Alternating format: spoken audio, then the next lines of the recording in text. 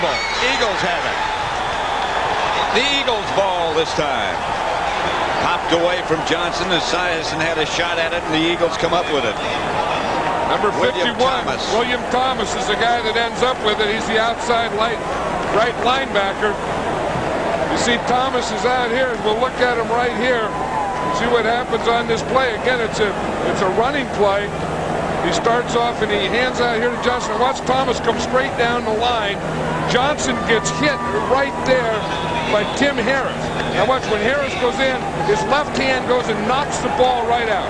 Boom, the left hand knocks it out. Boomer goes for it. He doesn't get it right here. It's knocked out again, and then it's ended up in William Thomas's hand. On first down, the Eagles go over the left side with Heath Sherman for about 3 yards. 10:58 left to play in the third quarter. 28-14. The Jets at one time led 21-0. Jets are trying to let the Eagles back in the game, although that was a heck of a play by Tim Harris. Their defensive players are getting better and better at that, getting that hand in there and knocking the ball out. 4 yards for Sherman on first down, 2nd and 6. Sherman hit at the line of scrimmage. Maybe he got a yard this time. Marv Washington made the stop. I think they started and the Jets are really overloading the right side of their defense. They're stunning towards that side. They're shifting their line towards that side. Everything to stop that run on the right side of their defense or the left side of the Eagle offense. Scott Mercereau just limped out. Limped to the sideline and is out of the Jet defensive setup now. And Jeff Loggeman is playing on this side now. Jet touchdown, Calvin Williams from Brister. Brister's second of the day from 11 yards out. The Eagles this time take advantage of the turnover. Hey, that's how turnovers kill you. You know, it's not only that you lose the ball, the other team gets the ball, good field position, they get pumped up, come back and make big plays. And this is after the thing. Now watch Bubby Brister here. He's just going to go right back. He sees Calvin Williams all the way.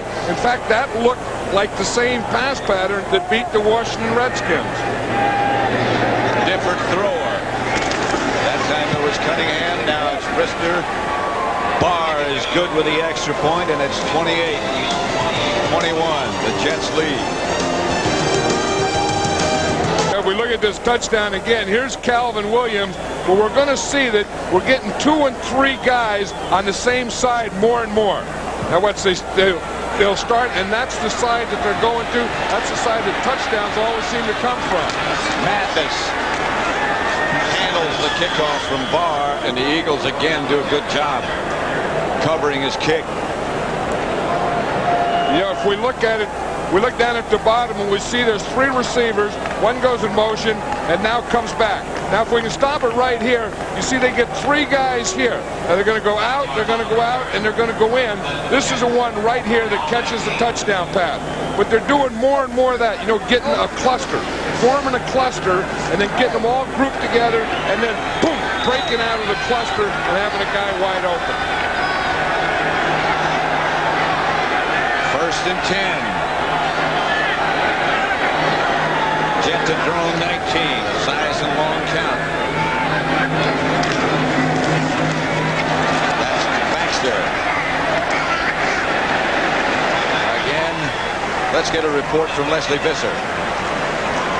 Eagles physician Dr. Joe Torg said that he would recommend surgery for Randall in the next few days, which would include the insertion of a metal plate, but that Randall told him that he would prefer to fly to the West Coast this evening and get a second opinion from Dr. Clarence Shields, the surgeon who repaired his leg. Dr. Torg said that if all goes well, Randall could be back for the end of the season. Pat? Thanks, Leslie. Leslie did say earlier he was in tremendous pain, so that's going to be a long flight if indeed he decides to make that trip tonight. Handoff. This is Baxter again. First down, Jets. Stopped by Eric McMillan. The other thing you think when you start having, again, Randall Cunningham has a broken fibula, and you start, thinking of having to have surgeries and pins and stuff, and being a quarterback and what a quarterback has to take in this game, you just hope that, that everything goes well, and I don't think right now you worry about the end of the season. You just hope everything goes well. Yeah, that's right, because it's the same leg where he has a bad knee, and you just hope that they get that whole leg back in shape, that he's fine. First and 10, Esiason back to throw. Gets away from one rusher. Pass complete to Rob Moore. Fumble! And a scramble. I think he might have been down. If not down, he got it back. But there's still a struggle. 28-21 to score. The Eagles, of course, saying they have it. That can change 3 or 4 times. Oh, sure.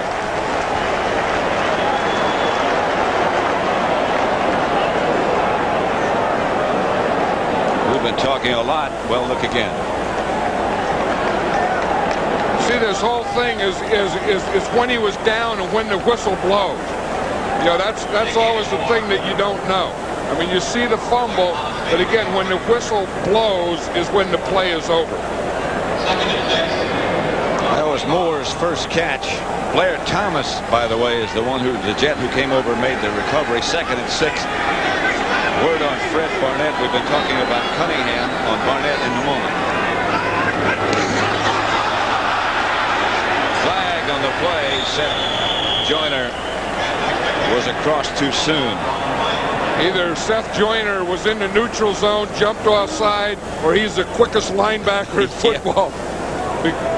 No, he jumped offsides or it's the neutral zone. He may not be the quickest linebacker in football, but he came around that corner like he knew where the play was going, and he wanted to get there before they did. Fred Barnett, who left earlier in the game, has a knee problem. He'll have an MRI tomorrow, we're told. It's a cruciate ligament sprain. We don't know how serious that is. Anytime you start talking about knees, you think serious. 2nd and 1.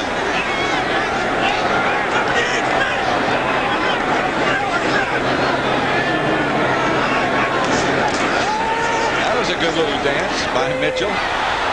Deflected by Clyde Simmons, who almost came up with an interception.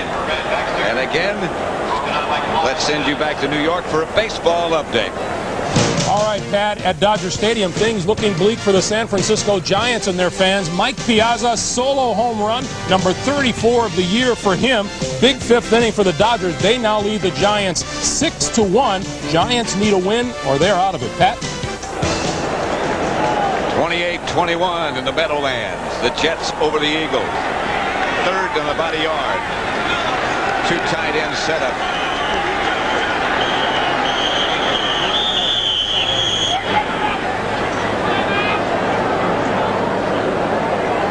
The thing that Mitchell did, that's what happens when you get in motion and you get where you're supposed to go before you're supposed to be there. So you just kind of run in place for a while. This is an Eagle timeout, so they have 2 left. Been a lot of stuff going on today. Rob Moore getting his ankle picked. In the 3rd quarter, the Jets 28, the Philadelphia Eagles 21. Bubby Brister is the Eagle quarterback. Leonard Marshall, the ex-Giant, is now a Jet. 3rd and about a yard. Close to midfield. Thornton in motion. And off Baxter. That's going to be shaky. I don't think he made it. Well, Tim Harris is in there. He's made a couple of big plays. You see him grabbing his right elbow. That's been holding him back all year. That right elbow just hasn't been right. He had an injury, and then he had a staph infection in there, and he may have to have another surgery on it. He's playing almost one-handed, but I think he's playing better today than he has yet as an Eagle. I talked to him before the game, and he said he still has a hole in his elbow where it drains. They drained his bursa sac